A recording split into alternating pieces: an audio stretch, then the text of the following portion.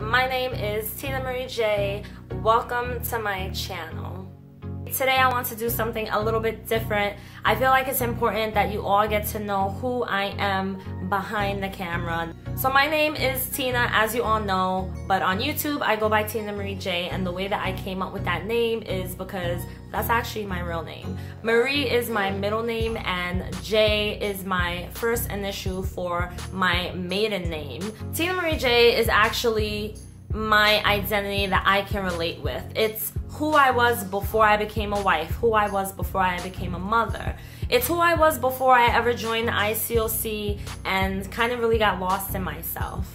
I'm from New York City. I grew up in the Bronx with my mom. I didn't grow up in a really horrible neighborhood, but I didn't grow up in the best neighborhood neither. So yes, I had to be careful where I went, and I was on a very tight leash, which is why I was always such a bad liar. I used to always lie about where I was. I am half Puerto Rican and half black. So my mom is Puerto Rican, she's from Puerto Rico originally, and my dad is African American.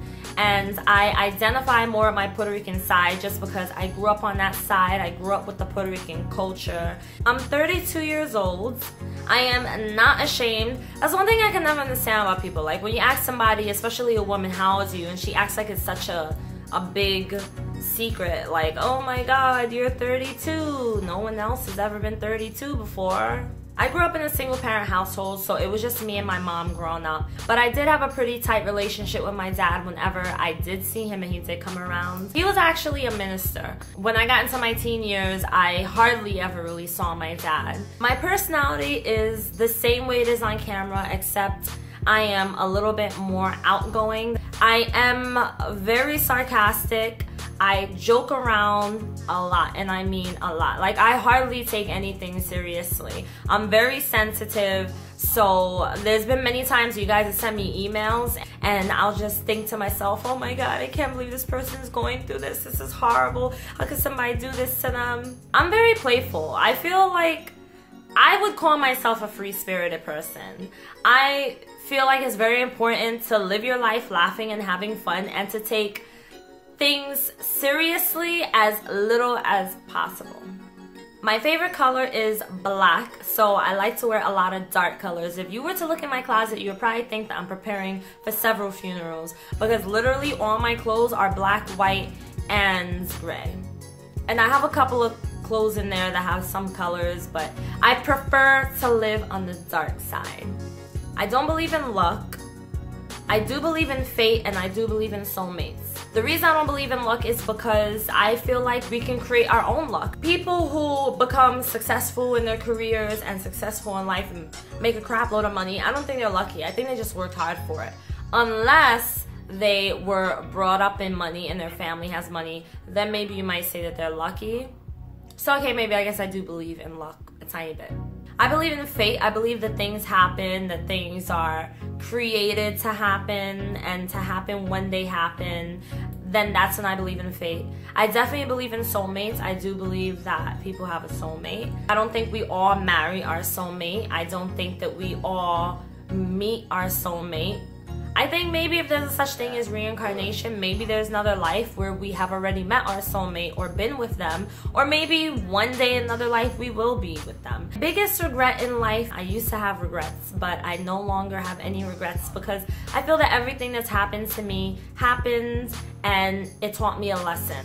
But I do believe in regretting not living my life. So the only regret I'll ever have in my life is if I just don't live it. Something about me that you guys don't know is that I have been pregnant several times in my life with the same man before I got married. So yes, I put the horse before the cart. So I got pregnant when I was 18 years old. I had a miscarriage.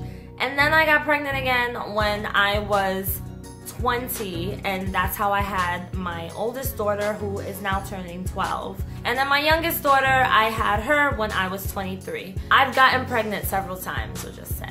Another thing you guys probably don't know about me, or I know that you don't know about me, is that I'm very inappropriate. I'm not what you would consider a classy female.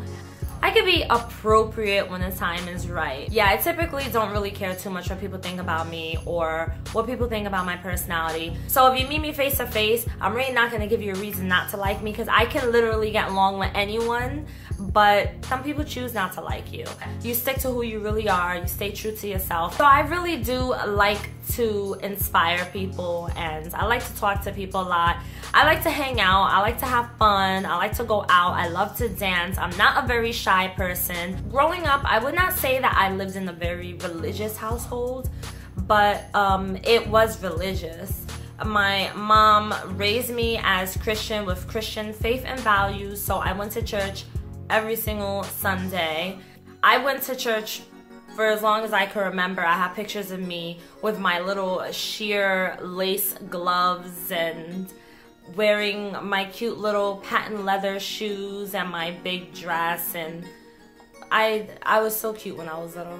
I used to have this little tambourine, and me and my mom went to the Spanish church because it was the closest one to our house, and my mom, she's bilingual, and I used to just always tap it. In the middle of service, I'd be like...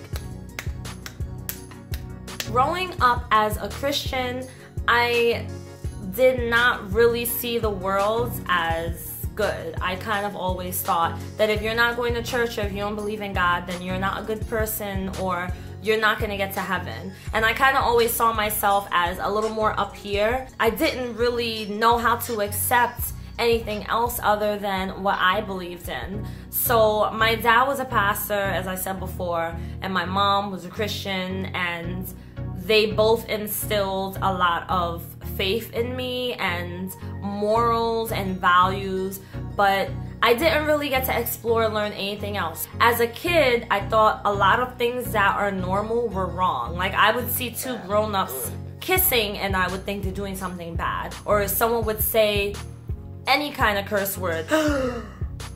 He cursed. As a teenager, I was going to church and I was a part of the teen ministry, which is not in the ICLC, it was a whole nother church. The church I was in was a church I grew up in. It was kind of a strict church because they did this thing where they would separate the boys and the girls. So the girls, we always had to sit on the left side, and the boys always sat on the right side. I was making some friends, but I noticed that the boys didn't really want to become friends with me. They would talk to me and say hi, but whenever we would all leave to go home, the boys would be in their circle over there and the girls would be in their circle over there, and it was like two separate circles of conversation. I remember one day saying to everyone, hey, we should all go roller skating sometime. We can all hang out and have fun. And then this girl tapped on me and she was like, no, we can't do that. That church didn't condone it, and that was probably my first sign of seeing something wrong. As a teenager, I was pretty damn rebellious. I was a good kid. I didn't go out there smoking, drinking, having sex, or anything crazy like that. I kind of always felt tied down, so I just had a lying problem. I used to lie about where I was and who I was with all the time. My mom never wanted me to have any boyfriends. She didn't want me hanging out with boys. And unless they were like a real friend, which most of my friends who were boys in high school were gay. I just never liked being told what to do. I guess you could say I kind of am still like that as an adult. Like, I don't like being told what to do, and the ICLC did consider me a bit rebellious. It's just a part of my nature. So I remember there was this girl, and she was really cool. She was super duper pretty. I always admired her. She would come on Thursdays to the teen ministry group, and one day we all found out that she was pregnant. So during her pregnancy, as she started to show, her friends became less and less. She would sit by herself in the aisle and no one would talk to her and no one would sit with her. And this is a girl that was pretty popular, that had a lot of friends, and she didn't do anything wrong. I started to question and wonder, why do people do that? If you're supposed to be a church person, why do you treat people differently when they don't do something that you think they should be doing? There was another time that there was this boy who was new, and I thought he was kind of cute. So I introduced myself after service, and I was like, hey, you know, I just want to welcome you to the church. It's so nice to see you, blah, blah, blah. So I got reprimanded by my teen ministry leader, and he told me that I shouldn't be talking to him, that I'm flirting with him, and that he's just a low-life loser, that he dropped out of high school and he's nothing more than a high school dropout. And really all I was doing was introducing him to myself and introducing him to a church and just saying, hey, you know, meet this person, and welcoming him. And that was just another red flag that made me think, I don't know if this religion thing is really for me. So religion really did start to change around my teen years. I still had a huge belief in God, but I did not follow the Bible thoroughly. I cursed, I hung out all the time. I did things that I was told I wasn't supposed to do just because it seemed more exciting than not doing them. When I turned 18, I met my boyfriend, he was my boyfriend at the time. He's now my husband, and I fell for him, and I got into a really serious relationship with him. And then 4 months later, my dad died. So my dad was sick for a while. He had cancer, and when he passed away, I can honestly tell you guys that that is the beginning of the beginning for me. That was when everything in my life changed. My views on God, my views on religion, my thoughts on the Bible, Christianity, everything out the window. Honestly, my dad passing away affected me a lot more than the effects I had from the ICOC, because I didn't continue to even believe in God. I just didn't want to know God. I remember feeling very depressed. I had suicidal thoughts. I had a lot of anxiety. I was in a really bad place when my father passed away. I was still so young and so naive, and I was so confused. I stopped going to church. I stopped reading my Bible, because I used to read my Bible a lot back then. I just started to feel like, if God loved me and if God really cared, why would he take my dad knowing that I wasn't ready for him to go? Why would he take him when I hardly had time with him now? So I was pretty angry with God. I was really, really angry with God. I started to get involved in risky behavior after my father passed away. When I was 20 years old, I had my oldest daughter. I did not go back to church until my second daughter was born. When my youngest daughter was a baby, me and my husband, who was my boyfriend at the time, we got invited to a church. I had a really hard time the first time I went. I broke down crying. I went to the altar. They prayed for me. I just kept going to church after that, and it was still very difficult. I was still very angry at God. I felt like I needed God at the same time because I was so angry with God. And then I got married at 23, and I became a member of the International Church of Christ. So now that you guys know my story of my religion and how it's changed, I believe in the power of love. I believe in giving unconditional love. I believe in positivity. I believe in God. So I don't really feel like Christians are above me or better than me in any kind of way just because they read the Bible and just because they go to church. I just didn't really have a very good perception of religion, I guess you can say, since I was a kid. So that is my story. That is how I grew up. Thank you so much. If you enjoyed this video and you want to see more, then give me a nice thumbs up and don't forget to subscribe. I'll see you in the next video. Bye.